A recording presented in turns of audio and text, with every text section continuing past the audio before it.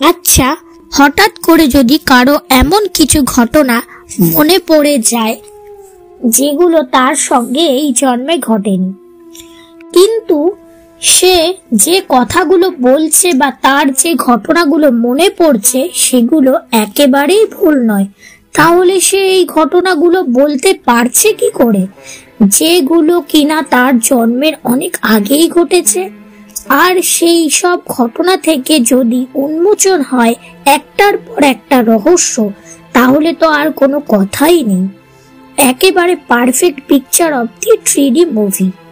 তবে ঘটনাটি শুধু জাতিস্বরেই নাকি এর পিছনে লুকিয়ে আছে অন্য কোনো খেলা, সেটা জানার জন্য অবশ্যই পুরো পডকাস্টটি দেখতে হবে। নমস্কার বন্ধুরা, পডকাস্ট উইথ শান্তনু চ্যানেলে তোমাদের সবাইকে স্বাগত। আজকে তোমাদের সাথে এরকম একটা ঘটনা আলোচনা করব যেটা হয়তো খুব কম লোকই শুনে থাকবে। আজকে আমার সঙ্গে রয়েছেন নিরুপম ব্যানার্জি মহাশয়। তিনি একটা কেস নিয়ে ইনভেস্টিগেশন করছেন বহুদিন ধরে। ব্যাপারটা হচ্ছে জাতিস্বর, মানে পুনর্জন্ম।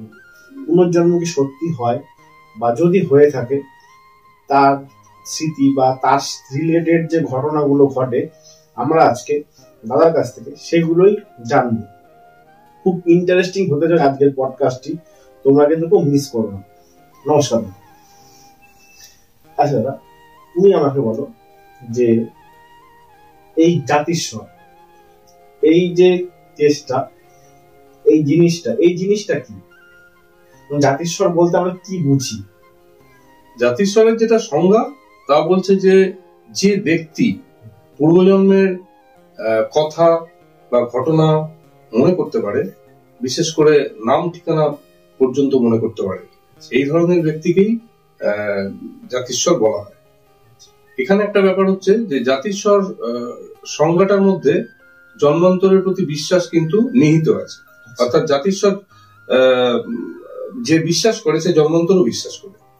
অর্থাৎ জাতিস্বর যেটা দাবি করছে সেটাকে সে এই জাতিস্বরের সংজ্ঞা অনুযায়ী সেই দাবিটাকে সঠিক মনে করা হচ্ছে। আচ্ছা আচ্ছা, এবার আমি তোমাকে বলি যে পুনর্জন্ম বা জাতিস্বর, তুমি এটা ইনভেস্টিগেশন করছো আজকে বহুদিন ধরে। বহুদিন বলতে মোটামুটি 1.5 বছর মতো। তুমি কি এই রিলেটেড কোনো কেস তুমি সলভ করেছো, বা এরকম কোন কেসের ইনভেস্টিগেশন তুমি করেছো? একটা জিনিস বলে রাখি যে আমার ইনভেস্টিগেশনটা এখনো চলমান আছে, অর্থাৎ খানিকটা বাকি আছে। সেই হিসেবে একটা গোপনীয়তার পলিসি আমাকে মেনটেন করতে হচ্ছে। যদিও এরকম অভিমত আছে যে আমি ইচ্ছে করলে গোপনীয়তা নাও পালন করতে পারি, হ্যাঁ, কিন্তু আমি আমার প্রিন্সিপাল অনুযায়ী আপাতত একটা গোপনীয়তা পালন করছি। সময়কালে এই গোপনীয়তা হয়তো প্রকাশ করে দেওয়া যাবে। হ্যাঁ, যেমন ধরা যাক আমি যদি কোনো বৈজ্ঞানিক জার্নাল এটাকে লিপিবদ্ধ করি, তখন ট্রান্সপারেন্সির জন্য এই গোপনীয়তাকে খুলে দেওয়ার একটা রেওয়াজ আছে। সেখানে আর কোনো গোপনীয়তা পালন করা হবে না। আর আপাতত এই ইনভেস্টিগেশনে যেসব ইনফরমেন্ট আছে, অর্থাৎ যাদের কাছ থেকে বিভিন্ন রকম তথ্য পাওয়া যায়, প্রাসঙ্গিক তথ্য, তাদেরকে তাদের নাম ঠিকানা এগুলোকে ওই সাহিত্যে যেমন ছদ্মনামের রেওয়াজ আছে সেইভাবে রদবদল করে পরিবেশন করাই যায়, হ্যাঁ, না ছদ্মনামের মতো করে। কিন্তু আমি সায়েন্টিফিক ইনভেস্টিগেশনের ফরম্যাট হিসেবে ওই ধরনের ছদ্মনাম ব্যবহার করতে চাইছি। হ্যাঁ, কারণ ছদ্মনাম ব্যবহার করতে গেলে সেটা আবার একটা এক্সট্রা খাটনি হয়ে যাবে। বরঞ্চ সায়েন্টিফিক ফরম্যাটে আমি যদি কতগুলো সিম্বল দিয়ে বোঝাই, তাহলে একটা স্ট্যান্ডার্ড প্র্যাকটিসে সেটা থাকবে। তাতে আমাকে কোনো ছদ্মনাম বানানোর জন্য পরিশ্রম করতে হবে। তা যাই হোক, এখানে এই সিম্বলিজমটা একটুখানি তাহলে বলে রাখতে হয়, আদারওয়াইজ আমার বক্তৃতা হয়তো পুরোটা ঠাউর করা যাবে না। সিম্বলিজমটা খুব সহজ, কোনো জটিল কিছু না, বীজগণিতের মতো। কারোর জন্য ছদ্মনাম ব্যবহার না করে আমি একটা XYZ এই ধরনের ইংরেজি অক্ষর ব্যবহার করলাম, বীজগণিতীয় প্রতীকের মতো। তাতে উল্লেখযোগ্য ইনফরমেন্টদেরকে সাধারণত চিহ্নিত করা। তা এই ফাঁকে একটা জিনিস বলে রাখি যে এই ধরনের কেস এমনিতে রিপোর্টিং খবরের কাগজে বা টেলিভিশনে বা ইউটিউব চ্যানেলে বা পত্রিকাতে, ম্যাগাজিনে হয়ে থাকে, হ্যাঁ। তা কিন্তু এই ধরনের কেস সবাই বিশ্বাস করে না। হ্যাঁ, এমন জনশ্রুতি আছে যে এই ধরনের কেস হচ্ছে গটা, অর্থাৎ শিখিয়ে দেওয়া বা অন্য কিছু, হ্যাঁ, এরকম বিভিন্ন রকমের সমালোচনামূলক মতামত আছে। তা কিন্তু যেটা উল্লেখযোগ্য যে এরকম ঘটনা প্রচুর শোনা গেছে, জানা গেছে এবং লিপিবদ্ধ প্রচুর হয়েছে। যতই সমালোচনা থাকুক, ঘটনা কিন্তু প্রচুর লিপিবদ্ধ হয়েছে।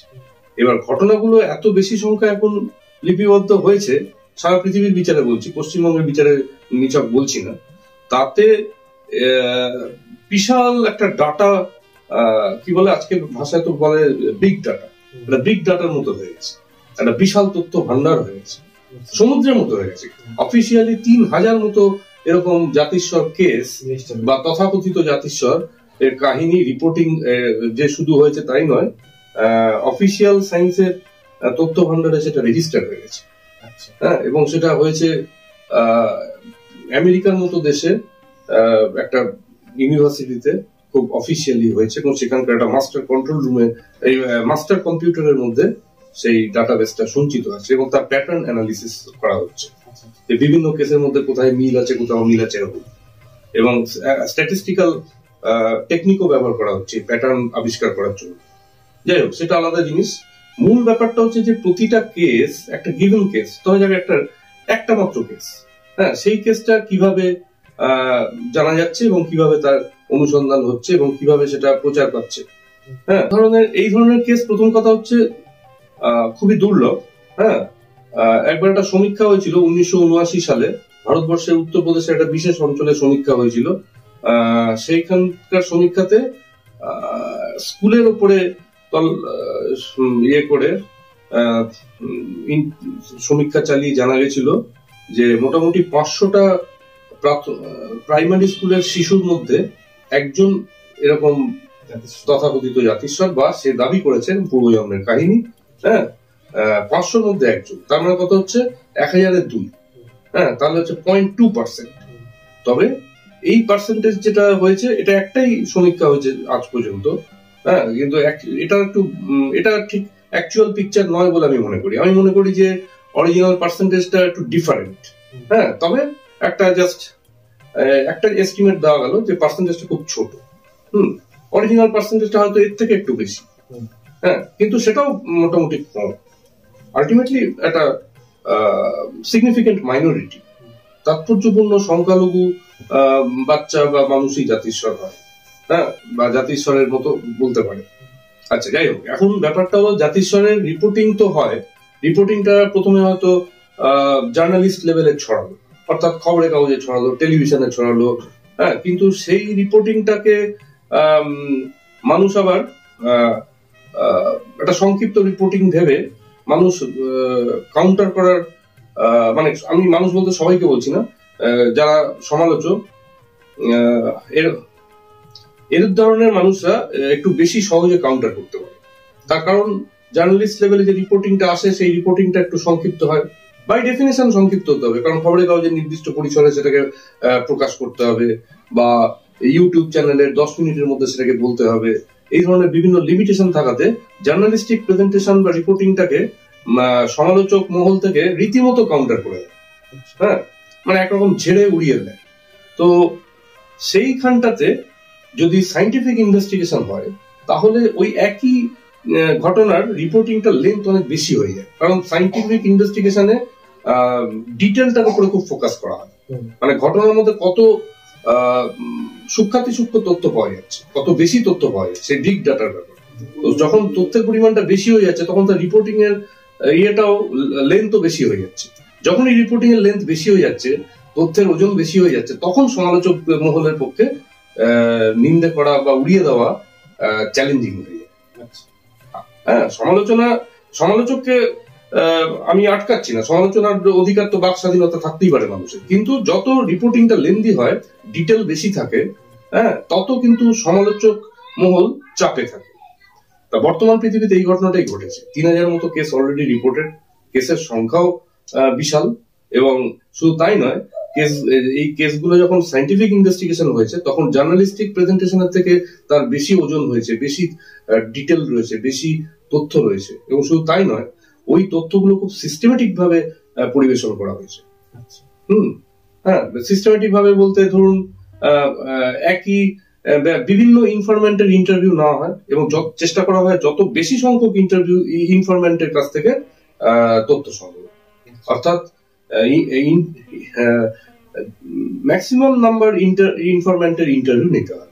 এবং শুধু তাই নয়, প্রতিটা ইন্টারভিউকে পারলে একাধিকবার ইন্টারভিউ নিতে হয় এবং সেটা একটা উপযুক্ত সময় ব্যবধানে হলে ভালো হয়, অর্থাৎ একটা উপযুক্ত গ্যাপ দিয়ে যখন তাকে ফলো আপ ইন্টারভিউ নেওয়া হয় তখন পরীক্ষা করা হয় যে তার বয়ানটা ঠিক আছে কিনা। হ্যাঁ, সে যদি গল্প বলে থাকে বা গটাপ কেস হয়ে থাকে, মুখস্থ বলে থাকে, সেক্ষেত্রে একটা হাই চান্স থাকে যে ফলো আপ ইন্টারভিউতে তার বয়ানটা তাৎপর্যপূর্ণ ভাবে আলাদা হয়ে যাবে, সে ওই ইয়েটাকে মনে রাখতে পারবে না। সেই কারণে ফলো আপ ইন্টারভিউর একটা উল্লেখযোগ্য বৈশিষ্ট্য হচ্ছে যে কোনো ইনফরমেন্টের বয়ানটা সঙ্গতিপূর্ণ হচ্ছে কিনা পরবর্তীকালে সেইটাকে চেক করা। হ্যাঁ, কোনো ইনফরমেন্ট সে দ্বিতীয় ইন্টারভিউতে প্রথম ইন্টারভিউয়ের সঙ্গে সঙ্গতি রাখতে পারছে কিনা, এবং ক্ষেত্র বিশেষে ইন্টারভিউয়ের সংখ্যা 2-এরও বেশি করা হয়। 3বার ইন্টারভিউ, 4বার ইন্টারভিউ, বিশেষ করে যে সাবজেক্ট অফ ইনভেস্টিগেশন অর্থাৎ তথাকথিত জাতিস্বর, তাকে 3বার 4বার ইন্টারভিউ নেওয়ার টার্গেট করা।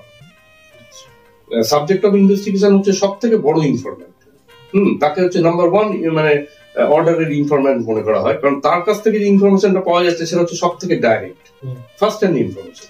আর অন্য যত ইনফরমেন্ট আছে তারা কিন্তু সেকেন্ড হ্যান্ড ইনফরমেন্ট।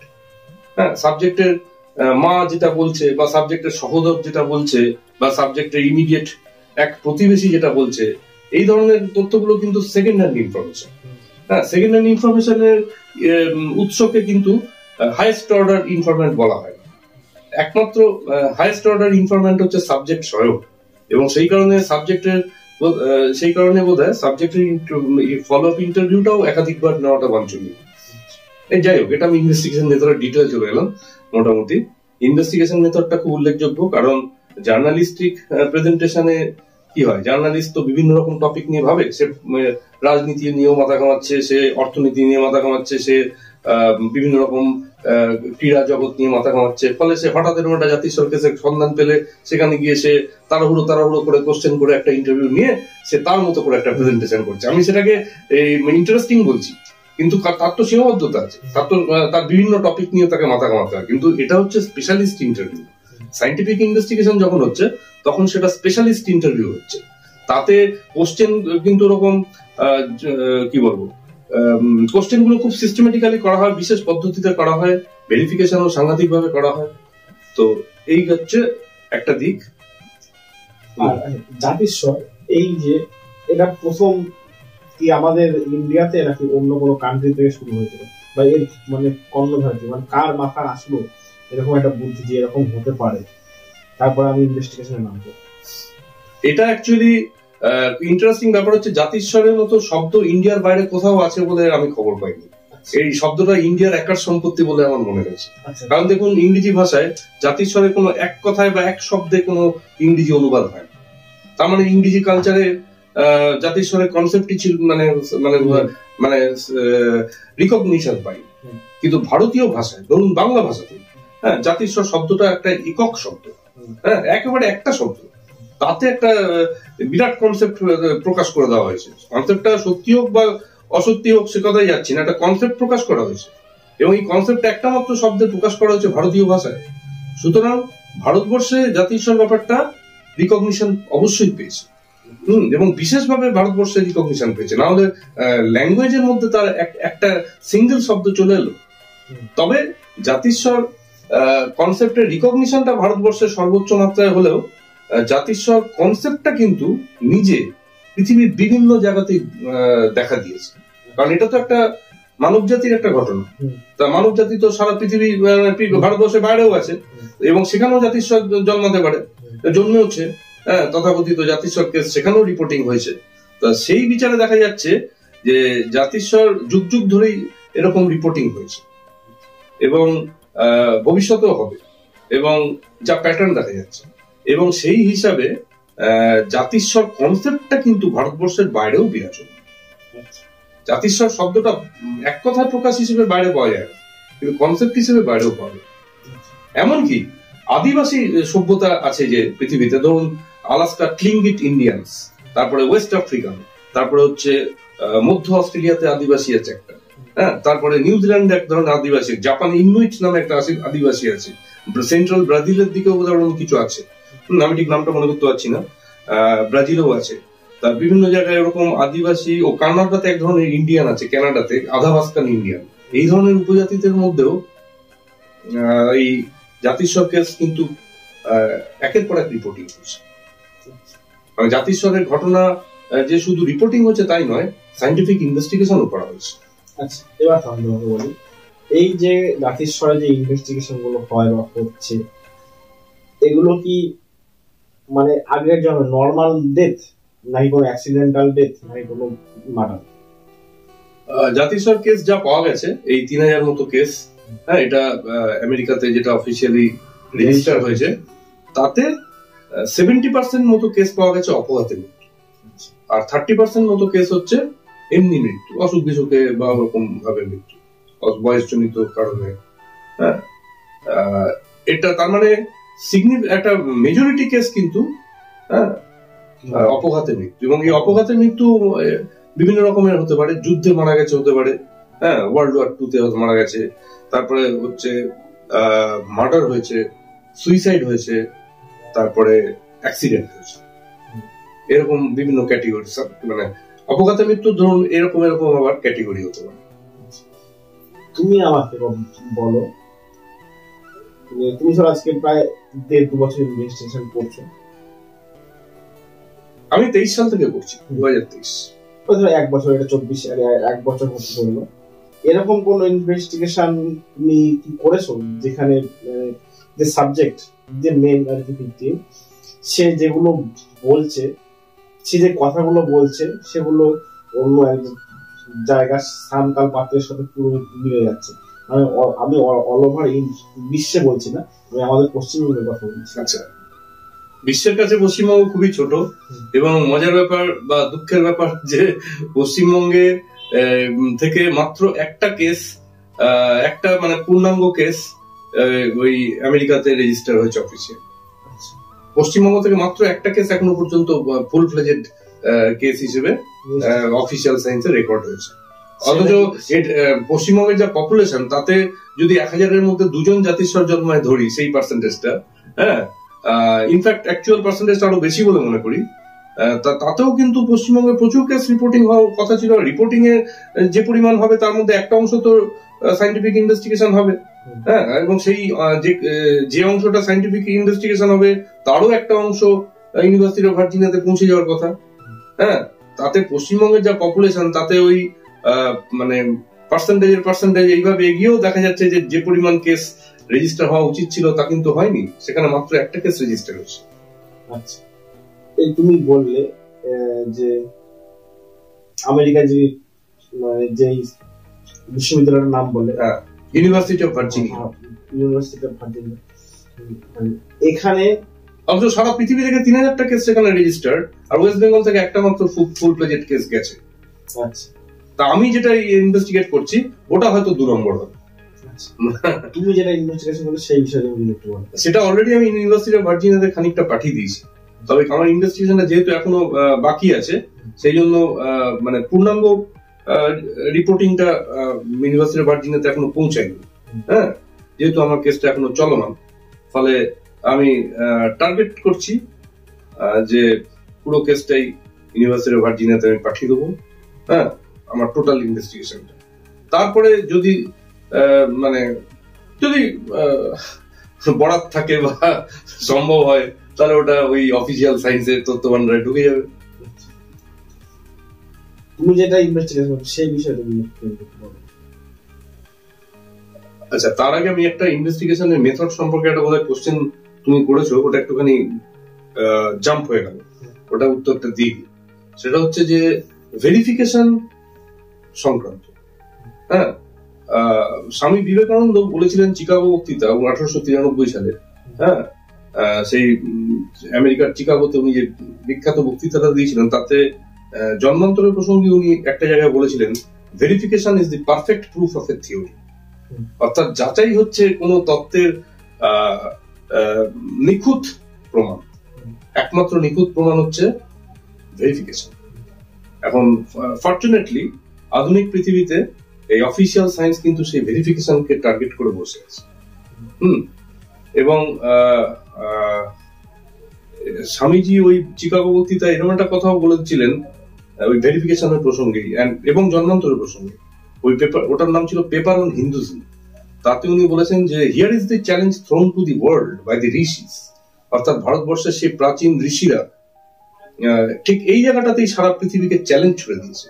অর্থাৎ হিন্দুদের যে জন্মান্তর থিওরি বা ভারতবর্ষের যে জন্মান্তরবাদ, এটাকে ভেরিফাই করে দেখতে পারো, সারা পৃথিবীকে চ্যালেঞ্জ ছুড়ে দিয়েছে। Here is the challenge thrown to the world by the rishis. অর্থাৎ ঋষিরা যে নিছক জন্মান্তর তত্ত্ব অ্যানাউন্স করেছে তাই নয়, তারা এও বলেছে বা তাদের এই তত্ত্বটা ভেরিফাইয়েবল, তার এই তত্ত্বটা যাচাই সাপেক্ষ এবং যাচাই করা যায়, এই কনফিডেন্সটাও পাওয়া গেছে ভারতবর্ষ থেকে। স্বামীজি ব্যাপারে কনফিডেন্স দিয়েছে। যাই হোক, বর্তমান পৃথিবীতে যে অফিসিয়াল গবেষণা হচ্ছে, ইউনিভার্সিটি অফ ভার্জিনিয়া বিবেকানন্দ পড়ে থাকুক বা না থাকুক, ওই বিশ্ববিদ্যালয়ের নির্দিষ্ট বিভাগ কিন্তু বিজ্ঞানের পদ্ধতি হিসেবেই ভেরিফিকেশনের দিকে দৌড়াচ্ছে। এবং ভেরিফিকেশনের মেথডটা এরকম, জাতিস্বর কেসে যখন ভেরিফিকেশনের চেষ্টা হয় তখন বেস্ট অ্যাপ্রোচ হলো, আদর্শ পন্থা হচ্ছে, যখনই কোনো সাবজেক্ট বলতে ওই তথাকথিত জাতিস্বর, সে একটা শিশু হতে পারে বা যৌবন কালের মানুষও হতে পারে, যুবক যুবতীও হতে পারে, সাধারণত শিশু বয়সেই এটা স্টার্ট হয়ে যায়। আর যৌবনকালে স্টার্ট হয় এরকম ঘটনা বিরল।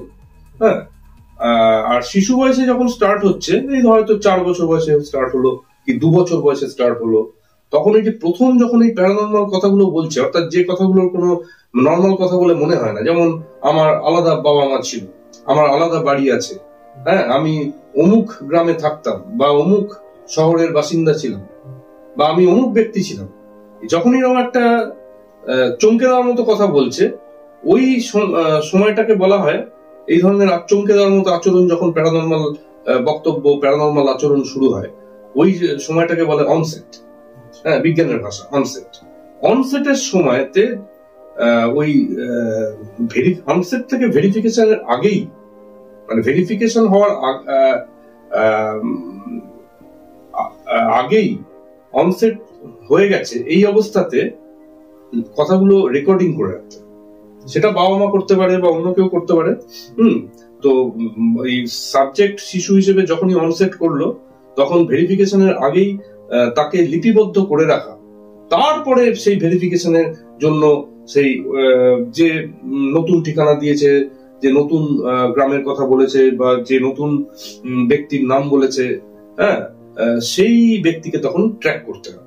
তা সেই ঠিকানা, সেই গ্রামে গিয়ে সেই ব্যক্তিকে, যদি এরকম কোনো ব্যক্তি আদৌ সন্ধান পাওয়া যায়, তখন সেখানে গিয়ে সেই ব্যক্তির ফ্যামিলিকে, সে ব্যক্তি মারা গেছে এরকম একটা ব্যক্তি আর কি, তার ফ্যামিলিকে তখন এনকোয়ারি করে, জিজ্ঞাসাবাদ করে চেক করতে হয় যে যেটা লিপিবদ্ধ করা হয়ে গেছে সেটা মিলছে কিনা। কিন্তু আনফরচুনেটলি বহু ক্ষেত্রে এই ভেরিফিকেশনের আগে কোনো কিছু লিখিত করা হয়নি, কোনো রেকর্ডিং করা হয়নি। বাবা মা রেকর্ডিং করার ব্যাপারটা ভাবেইনি বা মানে গুরুত্ব দেয়নি। রেকর্ডিং করার ব্যাপারে হয়তো আলসেমি করেছে, রেকর্ডিং এর কোনো গুরুত্বই বোঝেনি, এরকম বিভিন্ন কারণে ওই রেকর্ডিং হয়নি। এই অবস্থাতেই ভেরিফিকেশন হয়েছে। এবং ভেরিফিকেশন করতে গিয়ে আবার মিলেও গেছে, কিন্তু মিলে গেলে কি হবে, মিলে টিলে গেছে কিন্তু থার্ড পার্টি বিশ্বাস করছে না। থার্ড পার্টি বলছে যে ও যে অনসেটের সময় ওই কথাগুলো বলেছিল তার কি প্রমাণ আছে। আমেরিকার যে বিশ্ববিদ্যালয়ের কথা বললে, সেই বিশ্ববিদ্যালয়ে যে কেসগুলো রেজিস্টার হয়েছে, তা আমেরিকার কোন কি সংস্থা বা কোন একজন পার্টিকুলার একজন এই কেসগুলো ইনভেস্টিগেশন করেছে? তুমি তার বিষয়ে কিছু মনে করো? আমেরিকাতে অ্যাকচুয়ালি প্রথমে কোনো সংস্থাই ছিল না। আমেরিকান কালচার হচ্ছে ওয়েস্টার্ন কালচার, সেখানে আবার খ্রিস্ট ধর্ম ডমিনেট করেছে। শুধু খ্রিস্ট ধর্ম নয়, জড়বাদও ডমিনেট করেছে, মানে মেটেরিয়ালিজম।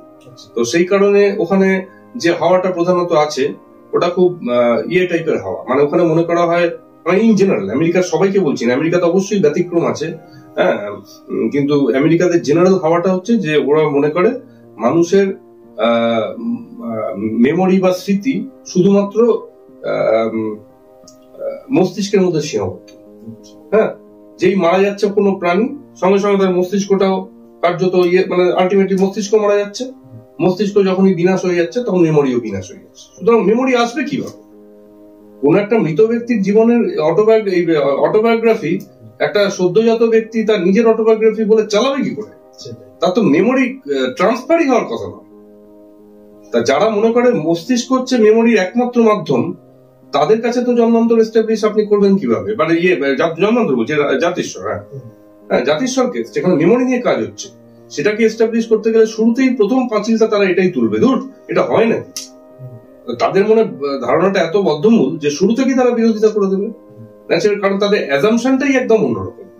তারা মেমোরি তুলেই সমালোচনা আরম্ভ করে দেবে। সেই কারণে আমেরিকাতে কোনো সংস্থা ছিল না। এবার ইউনিভার্সিটি অফ ভার্জিনিয়াতে একজন সায়েন্টিস্ট সে ব্যক্তিগত উদ্যোগে এই ধরনের কেসে খুব পড়াশোনা করছিল এবং কালেকশন করছিল, খবর কালেকশন করছিল। সে প্রাথমিকভাবে বোধহয় জার্নালিস্টদের রিপোর্ট গুলো কি কালেকশন করছিল, news paper, magazine, paper cutting এই ধরনের কালেকশন করছিল। করতে করতে তিনি ক্রমশ কেসের গভীরে চলে গেলেন। যদিও তখন ওনার প্র্যাকটিক্যাল অভিজ্ঞতা তেমন হচ্ছে না, কিন্তু থিওরিটিক্যাল লেভেলে উনি কিন্তু তখন অলরেডি বেশ গভীরে চলে যাচ্ছেন। এই করতে করতে উনি একটা প্রবন্ধ লেখেন। সেই প্রবন্ধটাতে এই ধরনের কেসের উপরে আলোকপাত করে উনি এমন কিছু বক্তব্য লেখেন, সেই প্রবন্ধটা আমেরিকাতে খুব নাম হয়, ওই আর্টিকেলটার খুব, লেখাটার খুব নাম হয়ে যায়। তারপরে উনি একজন লোকের চোখে পড়ে যান। হ্যাঁ, এবং সে ভেতরে ভেতরে ওনাকে স্পন্সর করার সিদ্ধান্ত নেয়। তারপরে কি হয়, ইউনিভার্সিটি অফ ভার্জিনিয়াতে ওনার অগ্রগতিটাকে আটকানোর জন্য একটা লবি তৈরি হয় এবং তাতে সম্ভবত একটা খ্রিস্টান অংশ যোগদান করে।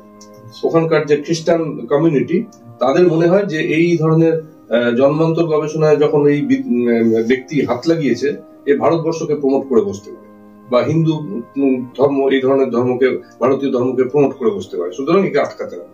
সেই কারণে খ্রিস্টান কমিউনিটি থেকেও ইউনিভার্সিটি অফ ভার্জিনিয়াতে নির্দেশ আসে যে এনাকে আটকাতে হবে। ফলে ইউনিভার্সিটি অফ ভার্জিনিয়াতে একদিকে ওই মেমোরি ব্রেন ছাড়া আর কোথাও থাকে না এই মতবাদ তো চালু আছেই, তার সঙ্গে খ্রিস্টান যোগ হয়েছে, হয়ে চূড়ান্ত বিরোধিতা শুরু হয় এবং ওনার ওই গবেষণাটাকে থামিয়ে দেওয়ার জন্য স্পন্সরশিপ আটকে দেওয়া হয়। হ্যাঁ, অর্থাৎ উনি শেষকালে হাল ছেড়ে দিলেন। উনি একটা সময় হাল ছেড়ে দিলেন যে কোনো স্পন্সরশিপই পাওয়া যাচ্ছে না, আমি ইউনিভার্সিটিতে চাকরি করি কিন্তু এখান থেকে এই ব্যাপারে কোনো হেল্প আসছে না ফিনান্সিয়াল। তখন উনি একরকম থেমে গেছিলেন।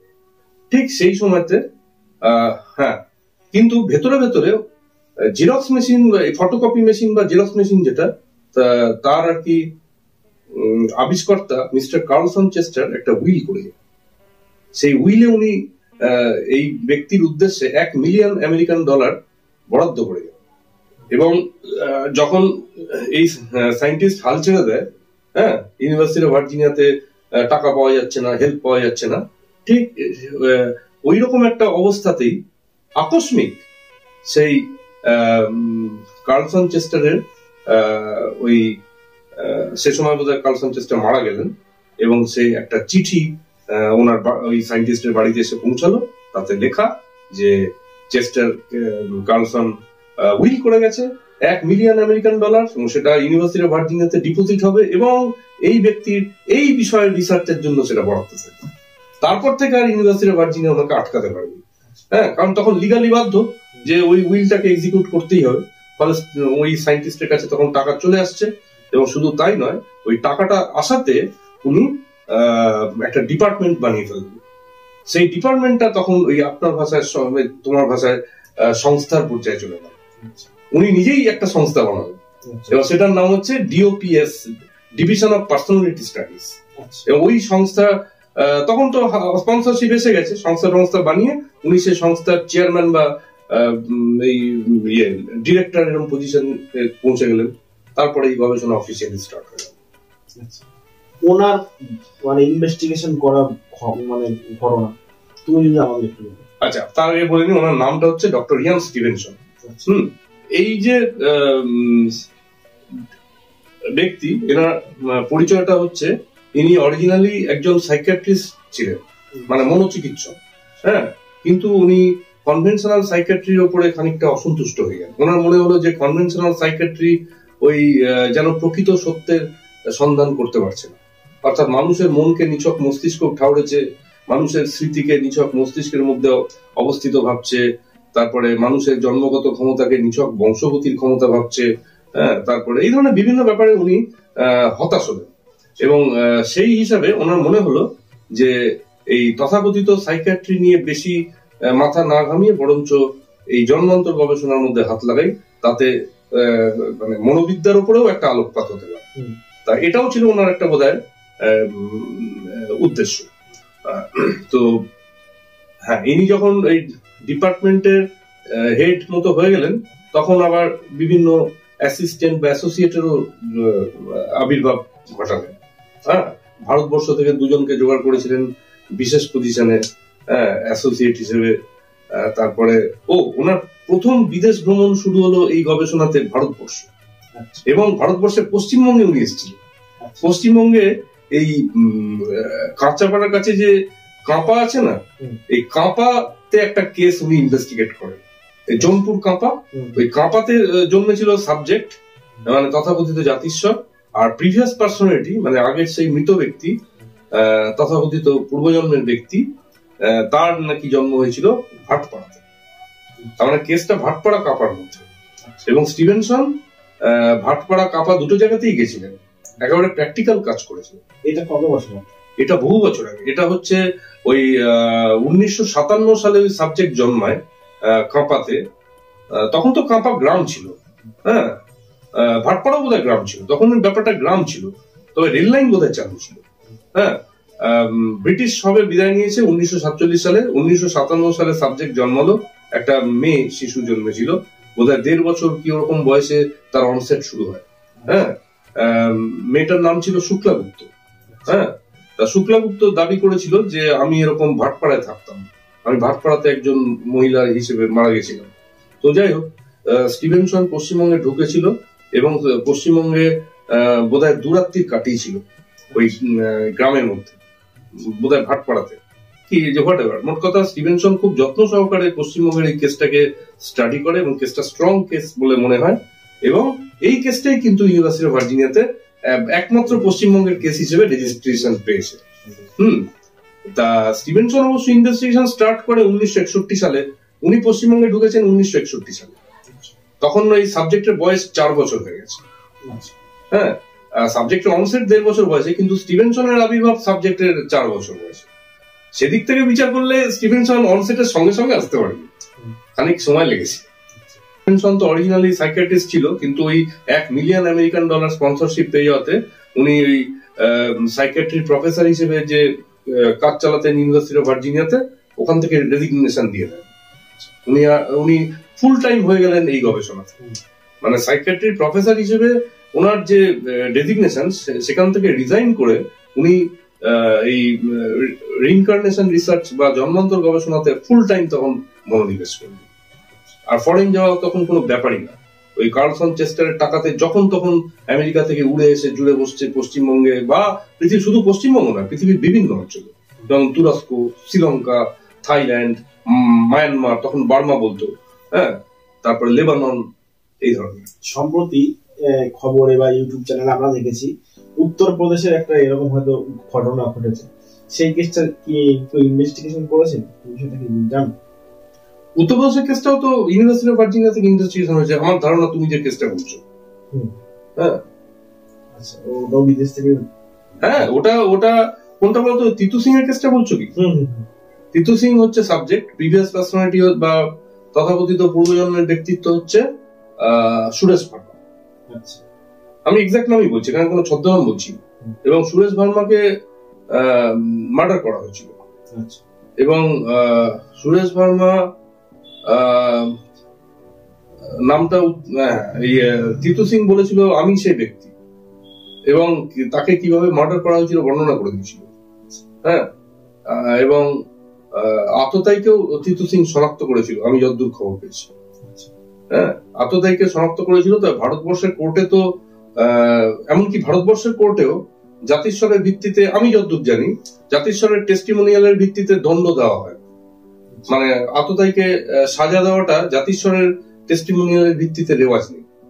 কারণ সেটা যদি করা হয় তাহলে ওই তথাকথিত মনোবিদ্যার ওই যে থিওরি, অর্থাৎ স্মৃতি শুধুমাত্র মস্তিষ্কে থাকে, ওটাকে বিরোধিতা করা হলো। সেক্ষেত্রে চিকিৎসক সমাজের একাংশ, মনোবিদদের একাংশ সব হইচই খুব বাঁধিয়ে দেবে। তা এটার জন্য বোধহয় সরকারের তরফ থেকে ইনিশিয়েটিভ নিতে পারে না এবং কোর্ট ব্যবস্থাতে জাতিস্বরের টেস্টিমোনিয়ালকে স্বীকৃতি দিতে পারে না। কিন্তু এখানে তিতু সিং এর কেসে যেটা হয়েছিল, আমি যা খবর পেয়েছি, জাতিস্বরের কাছ থেকে বা তিতু সিং এর কাছ থেকে আততায়ীর ইয়েটা জানা গেছিল, প্রোফাইলটা জানা গেছিল, যেটা কিনা কোনো সাক্ষী না থাকাতে এমনিতে জানা যাচ্ছিল। তা আততায়ী কিভাবে মার্ডারটা করেছে, সে কিরকম দেখতে বা সে কিরকম তার প্রোফাইল, কজন আততায়ী ছিল, এই ধরনের ডিটেল বোধহয় তিতু সিং সাপ্লাই করে দেয় বাচ্চা বয়সে। হ্যাঁ, এবং সেই সাপ্লাই এর ভিত্তিতে পুলিশ তখন ওই পার্টিকুলার লোক দুটোকে, মানে ওই একাধিক আততায়ীকে ট্র্যাকিং করে ফেলে। ট্র্যাকিং করে পুলিশ তাদেরকে এমন ভাবে জেরা করে যেখানে জাতিস্বর শব্দটাই বোধহয় উচ্চারণ করা হয়নি। অর্থাৎ ইনফরমেশনের উৎস কে সেটা পুলিশ কোর্টের কাছেও বোধহয় গোপন রেখেছে, এবং গোপন রেখেছে বোধহয় আততায়ীর কাছেও। হ্যাঁ, অ্যাজ ইফ পুলিশ মন থেকে আবিষ্কার করে ফেলেছে যে কে আততায়ী ছিল। তারপরে করেছে কি, জাতিস্বরের কাছ থেকে কিন্তু অরিজিনাল তথ্যটা পেয়েছে, সেই ইন্সপিরেশনে পুলিশ গিয়ে জেরাটা করেছে। জাতিস্বর না থাকলে এরকম জেরা করতে পারতো না। জেরাতে এমন কোশ্চেন করে ফেলেছে পুলিশ যে ওই জেরার মুখে ওই আততায়ী ভেঙে পড়েছে। আততায়ী কল্পনা করেছে যে বোধহয় ঝোপের আড়ালে অন্ধকারের মধ্যে কেউ সাক্ষী ছিল, সে পুলিশকে ইনফরমেশনটা দিয়েছে। অ্যাকচুয়ালি ঝোপের আড়ালে অন্ধকারের মধ্যে কোনো জীবিত ব্যক্তি সাক্ষী ছিল না। অ্যাকচুয়ালি আততায়ী খুব প্রফেশনালি এক্সিকিউট করেছিল অপারেশন, কোনো সাক্ষী রাখেনি। কিন্তু আততায়ী যখন পুলিশের জেরা সম্মুখীন হচ্ছে, কল্পনা করেছে বোধহয় কোনো জীবন্ত ব্যক্তি সাক্ষ্য দিয়েছে, সেই সাক্ষ্য থেকে পুলিশ আমাকে এই ধরনের কোশ্চেন করতে শুরু করেছে। নার্ভাস হয়ে তখন ওই প্রশ্নের উত্তর দিয়ে দিয়েছে। অ্যাকচুয়ালি কোনো সাক্ষী ছিল না। হ্যাঁ, সাবজেক্টের কাছ থেকে পুলিশ জেনেছে এবং কোর্টে জাতিস্বর ব্যাপারটা চেপে গেছে, শুধু বলেছে আমরা এই কোশ্চেন করলাম, তার এই উত্তর পেলাম, সুতরাং এই কালপ্রিট। এবং তাতে নাকি শাস্তি হয়েছিল।